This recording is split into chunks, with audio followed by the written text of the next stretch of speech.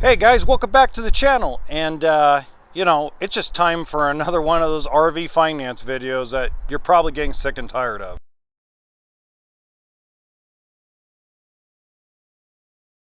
So without further ado, just remember, RV will always stand for two things: toolkit and sense of humor.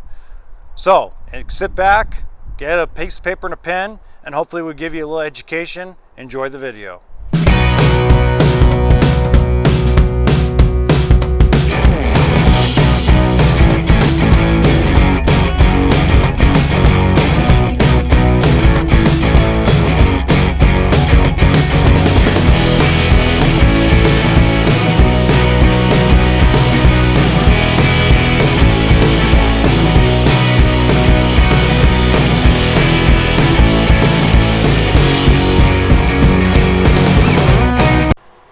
God, I love this microphone. Now I can speak a little lower enough to scream into the phone. But with that being said, tax returns, 2 years. So let's say you're buying something today, here in November, you're buying, let's say, this river ranch, okay? And you're self-employed and you either have not so good credit, a lot of debt, handful of things. Be prepared to give 2 years tax returns. So that's 2020, 2019. Now, I get asked a lot, well, what happens if I file an extension for 2020? Well, great. I need the extension letter and I need 2018, 2019. Because what that bank's going to look for is they're going to look for your adjusted gross income. So if you want to take a moment and go grab your tax returns or maybe pull them up offline, don't look at the top line, look at the line that says adjusted gross income. This is a lot of times also referred to as, you guessed it, taxable income, which, being self-employed, as you know, your goal is to keep as much money in your pocket rather than Uncle Sam's. But the bank wants to make sure that you're able to pay back the loan. So it's a double-edged sword that really sucks, especially when a bank stips you for proof of income. So now there is a bank that actually two banks I consistently put in the description box down below that do take bank statements. But guys, you're talking about cutting your term from 12 years, 15 years if you're lucky, down to 3 to 5 year term. And let's say that I get you done through one of the M banks. We call the M banks here in the RV business. You're usually between 12 and 18% interest. Now you're talking about, with those banks, skyrocketing interest up to 30% over a 3 to 5 year period. So if you haven't filed your tax returns, or you want to look at your tax returns, find out how much you write off and what your adjusted gross income is. And then there's a little spot right now that'll tell you what the bank will look for. So, boom, shakalaka.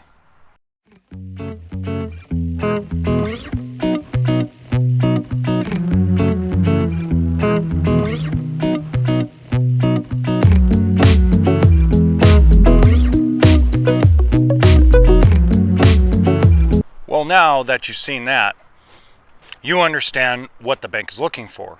So you can kind of guess by looking at Credit Karma. Because remember, the Credit Karma credit score really isn't accurate whatsoever. It's terrible. Sometimes you score 50, 60 points higher. Sometimes you score 100 points lower. It's never accurate. But what is accurate is what your outgoing bills are. So your outgoing bills are not your electric bill, not your water bill. What they consider your outgo is your rent / mortgage, and then your car payments, boats, good Lord, toy payments, any kind of installment loans, and your credit card bills and student loans. So all those add up and are counted against debt to income. Not health insurance, not car insurance, nothing like that. So if you can calculate that, so let's say you show the government, like a lot of people do, $48,000 a year, that's $4,000 a month. That means the bank, even being self-employed, wants your outgoing bills to be $1,399 or less to qualify for the loan of that fifth wheel. Okay, so that just kind of gives you a good idea of what you're going to need, or what you need to look at in order to qualify as a self-employed person who's not tier 1 credit. Okay, now can we get around some of that with our credit unions? Yes, there are exceptions to every rule, guys. But if you're prepared with your tax returns and you're prepared with how much you know you can afford monthly, it makes it easier, or what the bank, I should say, let me rephrase that, what the bank considers that you can afford monthly, then it'll make it easier for you to shop for an RV. And I always recommend a loan calculator. So I cover that in another video, where if you were doing a $25,000 loan at 17.95%, you're at $424 a month. If that fits within your budget, if that fits within your tax returns income, you're on a roll, man. You know exactly what you can go buy.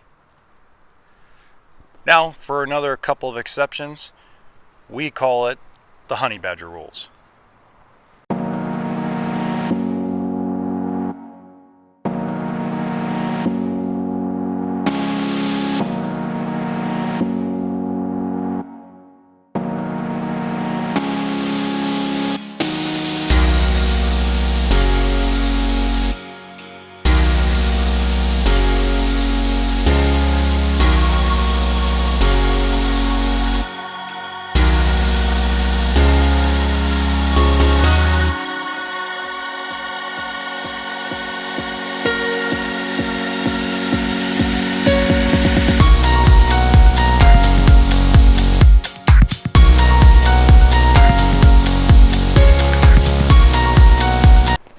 I'm a pretty direct personality.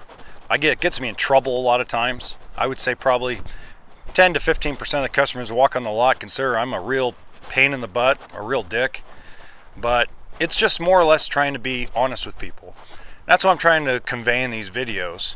So, if you're enjoying these videos that I'm posting, and I'm getting better at it every single time I do it. That's why I do so many, is to get the practice. But down below in this video, there's a little campfire looking symbol. That's what I created to be my subscribe button. So if you could hit that, and then give me a nice like, and leave me a comment if you have questions. I mean, I'm more than willing to help anybody across the country to steer you in the right direction of getting a loan, whether it's you're self-employed, employed, bad credit, good credit. You want to refinance, you want to buy it from a dealer, buy it from a private party, I'm here to help. So this is why I'm doing this YouTube channel.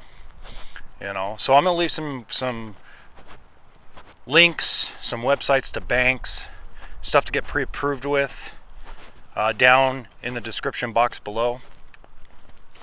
And one more thing about being self-employed. It's a beautiful thing. Believe me, I wish I was not self-employed. Self-employment means I'd probably put more money in my pocket, but it just makes it harder to qualify for a loan. Also realize there's something very interesting that will just blow your mind, and you're going to read that here in 3, 2, 1, boom.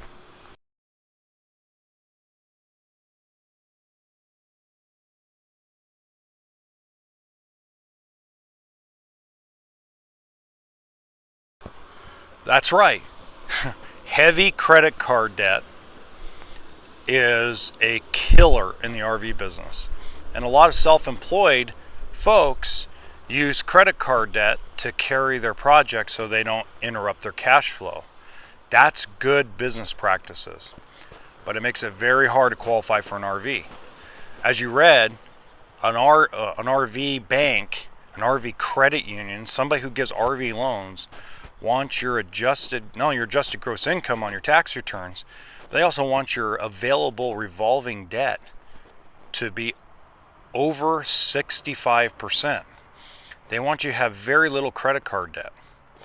They also don't want you to pile on debt. I have a customer who is self-employed, and we had a huge hard time getting him a loan. In fact, it was a hard money loan just to get him on the road that he's going to end up having to refinance in a year or two. Everybody goes, what? And I go, yeah, he had great score, bankruptcy 9 years ago, great reestablished credit, awesome dude, awesome family. But they went and bought the truck first. And then they bought a boat. And then they bought her car, all within a 6-month period. And the bank went, whoa, you filed bankruptcy 9 years ago, and now you're buying up everything in God's green earth. Pump the brakes. Make 2 years payments on those.